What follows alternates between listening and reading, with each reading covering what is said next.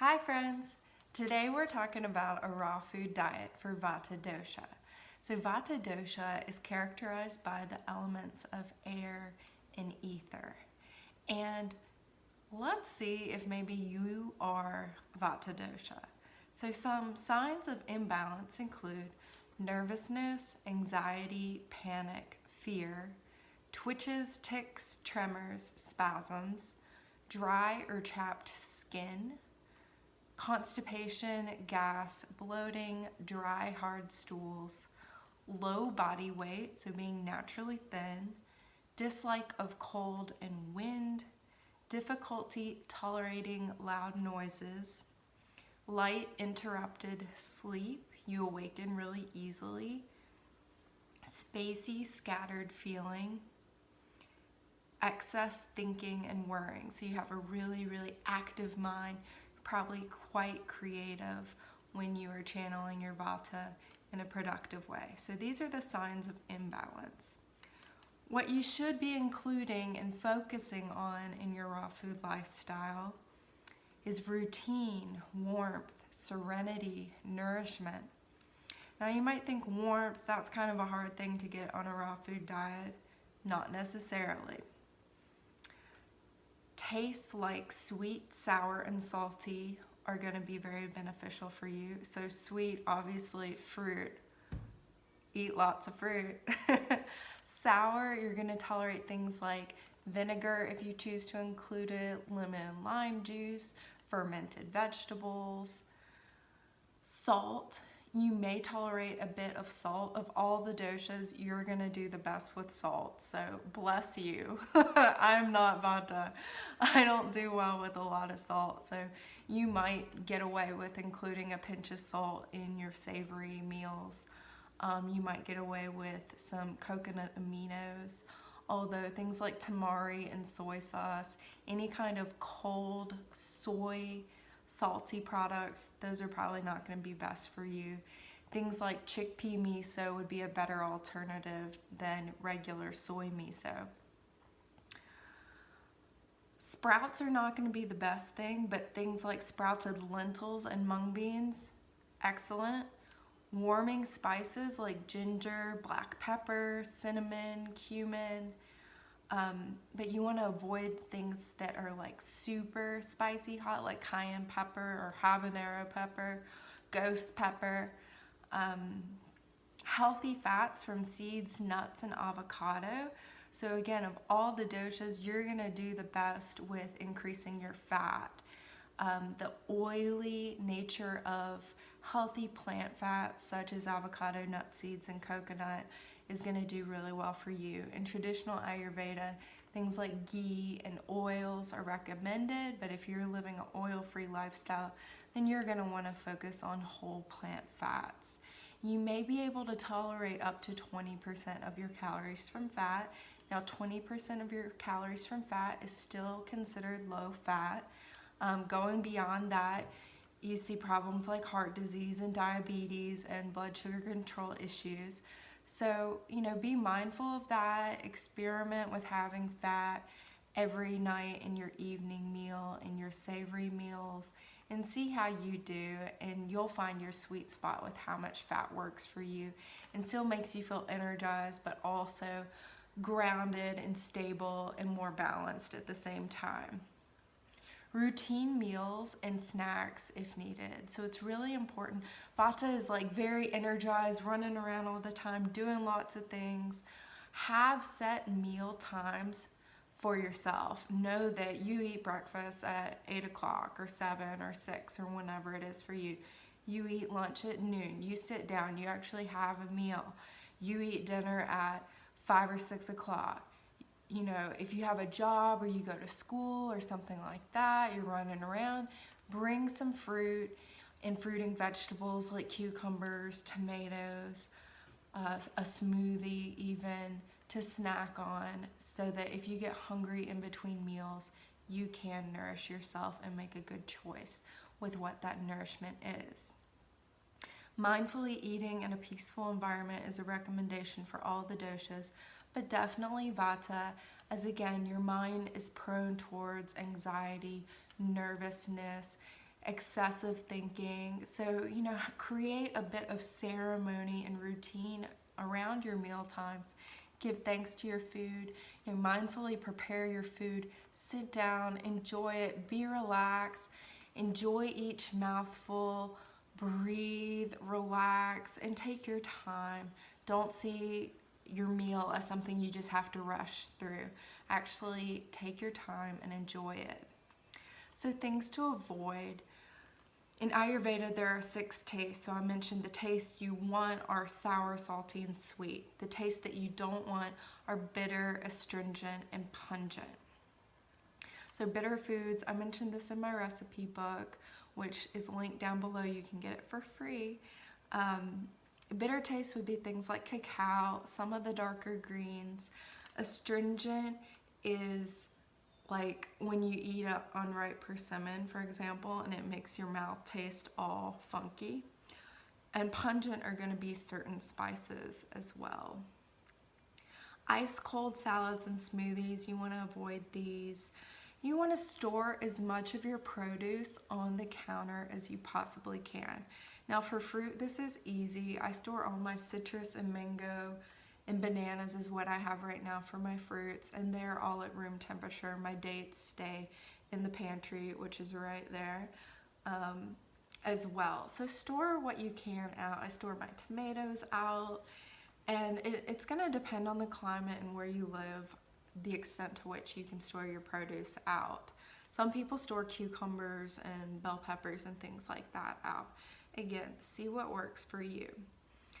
Now, for whatever you can't store out, let's say your greens, your berries, stuff like that, if you know you're gonna eat at 8 o'clock in the morning and you wake up at 6, go ahead and take out the berries that you're gonna use in your smoothie or the greens and let those come to room temperature before you actually make the smoothie. That is gonna help a lot. The smoothie's not gonna be as cold and it's not gonna make you as cold. So avoiding ice cold foods is very, very important. The same goes with your salad in the evening. As soon as you come home from work or wherever you've been, go ahead and grab your romaine out of the fridge, your cucumbers, whatever else you're using, and give those vegetables some time to kind of come up to room temperature. This will help quite a bit. You also want to avoid intermittent fasting. Now, I know this is a huge trend right now. Really, really amazing way to give your body a longer time, a longer digestive rest so that it can focus on healing. And this works really, really great for some people, like kapha, for example. But for you, it's really not going to be the best idea because that's going to actually aggravate your airy, energetic quality and make you feel less grounded, more spaced out, maybe have some blood sugar issues, feeling very light and floaty and in your head and not grounded in your body, centered in your heart, which is where you want to be. So try not to do intermittent fasting. Again, this comes back to have your regular meal times planned out and stick with those, and even allow yourself snacks too if you get hungry in between meals. You also want to avoid fully dehydrated foods, so things like crackers and chips that all the moisture has been drawn out of them, even raisins, apricots, dried cranberries, dried figs, dates, any kind of dried fruit, you want to go ahead and rehydrate those with water or include them in a salad dressing or a smoothie where they're going to be liquefied with other liquid. Otherwise, that's just going to increase the dry quality of your dosha, which you want to avoid. Cold soy products like miso, tamari, soy sauce, sprouted soybeans, I already mentioned these, tempeh if you were eating tempeh, and tofu.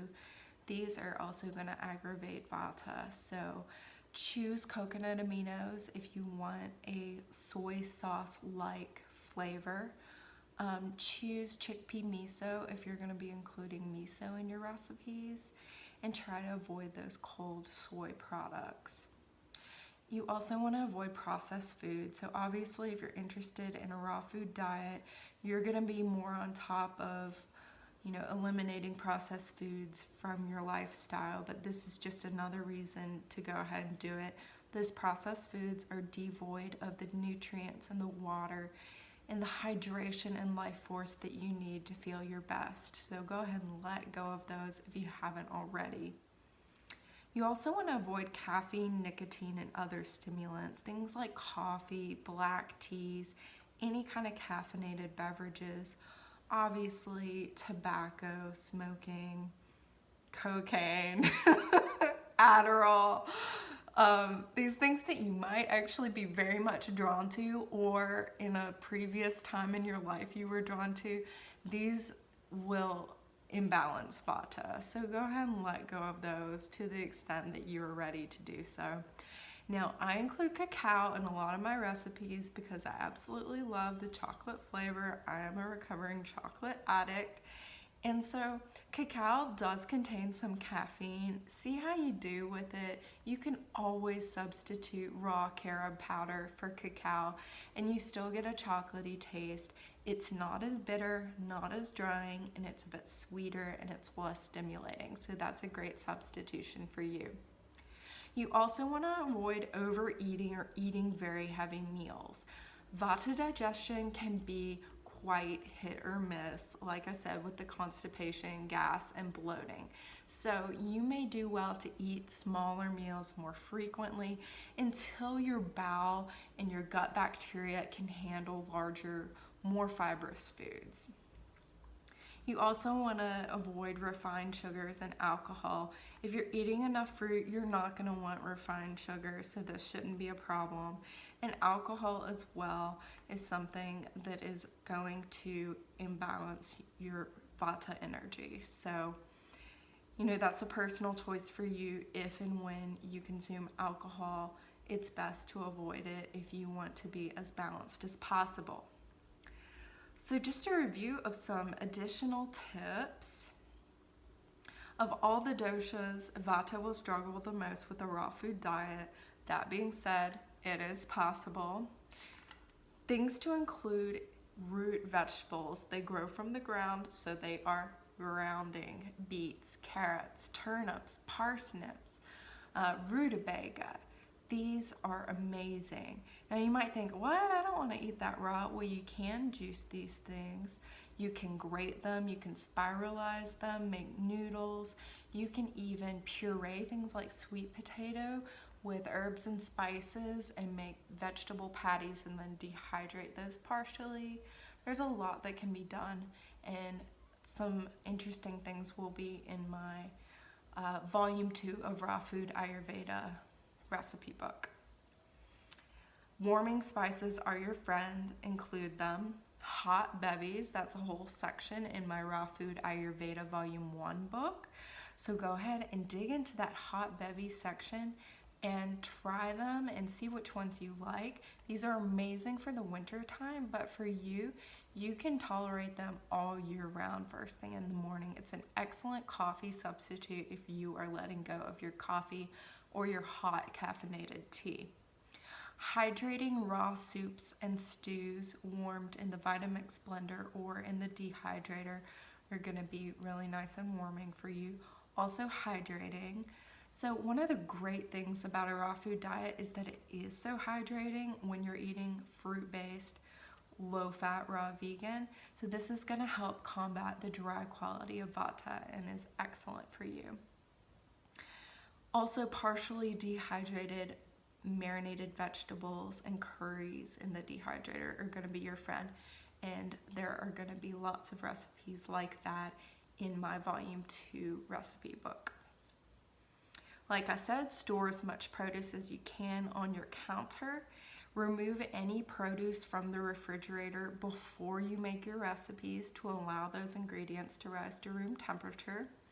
This is going to reduce the cooling effects of those foods. And healthy fats from nuts, seeds, coconuts, avocados, and olives will be your friend. You may be able to tolerate up to 20% of your calories from fat. Experiment with salting your foods, including fermented vegetables, to satisfy those salty and sour tastes.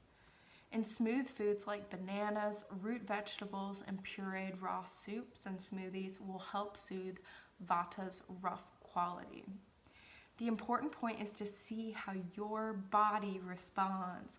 Look for the signs of imbalance that I already mentioned and make adjustments accordingly. Now that's it for this video. Please like if you like, subscribe if you want to hear more. Go in the description and go ahead and pick up your free copy of Raw Food Ayurveda Volume 1. There's lots of information like this, 45 sweet, low-fat, raw vegan recipes just waiting for you to make. So much love to you, and we'll talk again soon. Bye.